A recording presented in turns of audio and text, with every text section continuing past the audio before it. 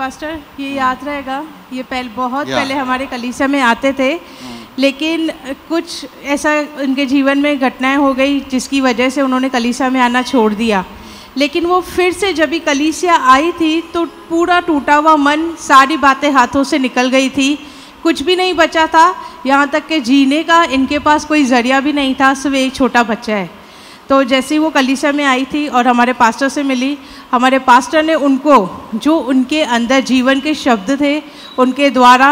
वही जीवन के शब्द इसके अंदर डाले और उसे कहा कि प्रभु तुम्हारे साथ है, भले दुनिया में सब कोई तुम्हें छोड़ दे लेकिन प्रभु तुझे कभी नहीं छोड़ेगा। और उसी शब्दों के द्वारा हमारी बहन के अंदर जीने की इच्छा फिर से जागी और उसने जैसे ही कलीसिया से फिर जुड़ना शुरू कर दिया, बहन के जीवन में दिन ब दिन चमत्कार बढ़ते गए, प्रभु की आशीषें बढ़ती गई और कहती है मैंने मांगा प्रभु, ना मेरे पास घर है और मेरे माँ बाप ने भी मुझे ठुकरा दिया, जहाँ तक वो लोग भी उनको घर पे रखने के लिए तैयार नहीं थे, लेकिन प्रभु बोलता है कि जो अनाथों का नाथ मैं हूँ, जो छोड़े हुए हैं उनका परमेश्वर और उनका पिता भी मैं ही हूँ। उन्होंने इनको संभाला। अभी बोलती है कलीसिया में आने के बाद मैं अपने घर से आशीर्वादित हुई हूँ, सबसे पहली बात। और दूसरा, जहाँ पर मुझे कमाई का कोई सूत्र नहीं था, मेरे पास कुछ इनकम नहीं था कि हम जिएंगे कैसे,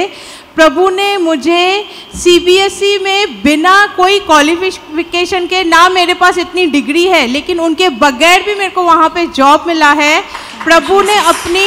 ये कृपा मेरे ऊपर इसीलिए डाली क्योंकि मैंने फिर से चुनाव किया कि मैं चर्च आऊँगी और मैं प्रभु यीशु के साथ फिर से संबंध में आऊँगी। प्रभु ने इनको सचमुच बहुतायत से आशीर्वादित किया। जहाँ पे पूरी निराश थी वहाँ पे प्रभु ने आशा दिखाई, प्रभु के द्वारा उसको नया जीवन मिला और कहती है सचमुच हम तो त्यागे गए थे, छोड़े गए थे, लेकिन मेरे बच्चे को और मुझे परमेश्वर ने पिता बनकर फिर से संभाला है इस कलीसिया के द्वारा, हमारे पास्टर के द्वारा। इसके लिए हम सारा गौरव परमेश्वर को देते हैं।